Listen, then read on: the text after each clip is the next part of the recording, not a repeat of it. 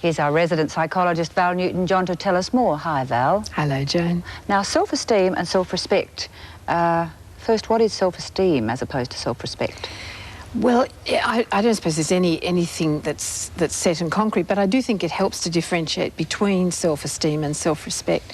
Self-esteem is an internal matter. It's an internal dialogue about feeling good about yourself, approving of yourself, accepting your strengths and weaknesses, and generally the whole package is okay.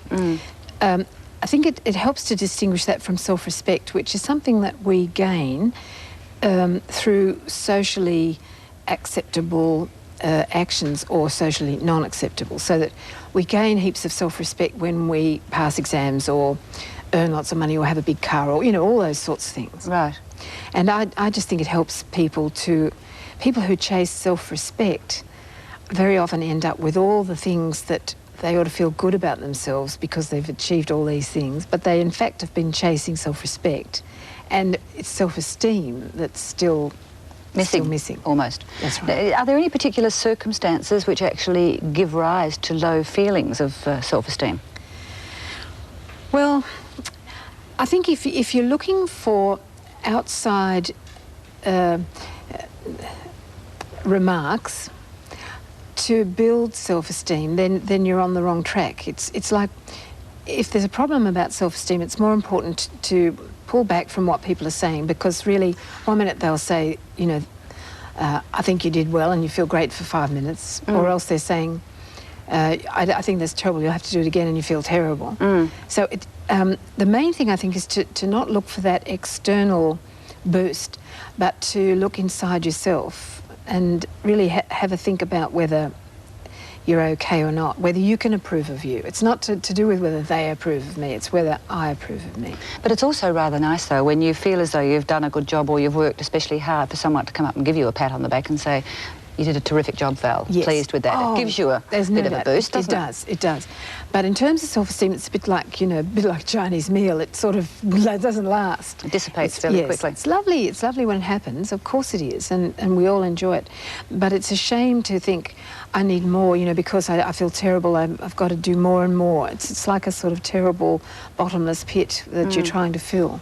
What about, you know, to what extent does the amount of praise or criticism that a person's collected in their upbringing influence their feelings of self-worth? Yeah, I think that's basic. It's something to do with our feelings, our feeling good about ourselves starts with parents feeling good about us. You know, they give us a sense of we're worthwhile, or else they don't. And of course, so many of us are brought up with conditional love. You know, we love you, you're valuable, on condition you're doing well, yes, or you've just pleased us, or you've done the right thing. And so the minute we've done the wrong thing, it's all, you know, we're valueless and worthless. So a lot of this really does stem from our environment, doesn't it? From how we're sort of taught from when we're very tiny. The way we're brought up. In fact, it's interesting, I saw a movie the other day called Dead Poets Society, a new Robin Williams film that Peter Weir directed. It is an absolutely magnificent film, but it is about that, basically. Is it? It's about, well, young boys in a boys' school, and Robin Williams comes into their life, or their lives, and sort of changes their attitude on how they feel about themselves, and things sort of go wrong, but it really leaves you thinking about how self-respect and self-esteem, that sort of film. Yeah, oh, that's marvellous. So you must go and see it. Oh, I'm dying to go and see it, absolutely dying to go.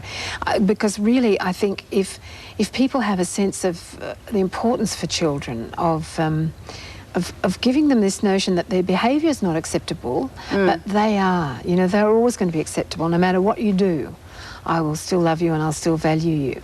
So should parents be doing anything in particular to try and ensure that their children feel good about themselves, apart from, as you say, what you just mentioned? Yes, I think that's the thing, to try. It's very subtle, because try as you might, in telling a child they've just done the wrong thing, or you know, you're fed up about something or other, it's terribly easy, even if you take great care, for them to get the message, you know, I've done the wrong thing, I'm worthless. So I think parents need to be very careful to spell out, look, you know, it's this behaviour that's absolutely not acceptable. But you are. But you're okay underneath it all. Yep.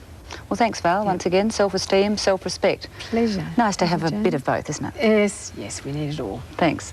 Val Newton-John this morning. And if you'd like Val to discuss any particular problems on the show, why not write to her care of Thinking Aloud, Post Office Box 9865 in your capital city.